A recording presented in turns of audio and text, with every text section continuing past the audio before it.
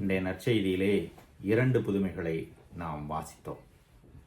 பல ஆண்டுகளாக நோயிற்றிருந்த அந்த பெண்ணுக்கு ஆண்டவர் குணமளித்தது. இறந்துவிட்டாள் என்று கருதிய அந்த சிறுமியை வாழ்வு கொடுத்து உயிர் பெற்று அழச் செய்தது. நற்செய்தி நூல் முழுவதும் நற்செய்தியாளர்கள் இயேசுனுடைய குணமளிக்கும் புதுமைகளை நிறைய பதிவு செய்திருக்கிறார்கள். முதல் வாசகத்தினுடைய ஆசிரியர், ஞான நூலின் ஆசிரியர், நம்முடைய வாழ்வு கடவுள் கொடுத்த கொடை என்கிறார். அந்த வாழ்வு உடல் சார்ந்தது, ஆன்மா சார்ந்தது. அதை முடிவில்லா வாழ்வுக்கு வழிநடத்த வேண்டிய பொறுப்பு நமக்கு இருக்கிறது. இயேசுவின் துணையோடு நான் வாழ்வு பெற்று அதை முடிவில்லா வாழ்வுக்கு நகர்த்தி செல்ல முடியும்.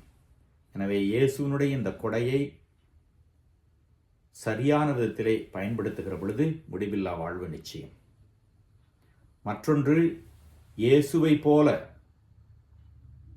இந்த குணமளிக்கும் கொடையை நாமும் கொடுக்க முடியும், கொடுக்க வேண்டும். இன்றைய உலகிலே உடல் மன நோயினால் கஷ்டப்படுகிறவர்கள் நலம் வேண்டி எவ்வளவோ ஏக்கத்தோடு இருக்கிறார்கள். பாவம், தவறுகள், நோய், இதனால் அந்த ஏக்கம் அதிகமாகி யார் உதவி செய்வார்கள் என்ற நிலையிலே பலர் ஏங்கிக் கொண்டிருப்பதை நாம் பார்க்கலாம். அவர்களுக்கு நீங்களும் நானும் இயேசுவின் பெயரால் குணம் கொடுக்க முடியும். நம்முடைய அன்பு, நம்முடைய இரக்கம், நம்முடைய உடனிருப்பு, நம்முடைய மன்னிப்பு இதை கொடையாக கொடுக்கும். அடுத்து, மருத்துவ உலகம் மிக மிக அதிகமாக வளர்ந்திருக்கிறது.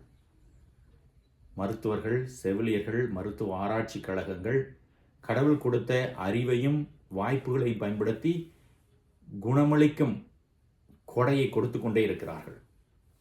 எனவே நம்முடைய ஜெபம் சரியான மருத்துவரை தேர்ந்தெடுக்க, சரியான சிகிச்சையை பெற்றுக்கொள்ள, சரியான மருந்துகளை எடுத்துக்கொண்டு குணம் பெற இந்த இயக்கத்தோடு இருக்கிறவர்களுக்கு உதவி செய்யும்.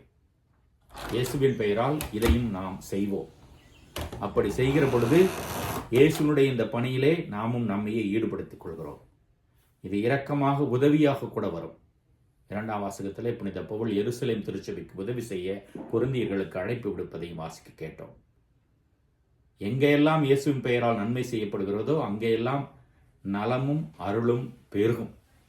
அதற்கு நீங்களும் நானும் ஒரு கருவியாக நம்மையே மாற்றிக்கொள்வோம். இறைவனுக்காக நம்முடைய வாழ்வை தியாகமாக்குவோம். இறைவன் என்றென்றும் வாழ்த்து பெறுவாராக.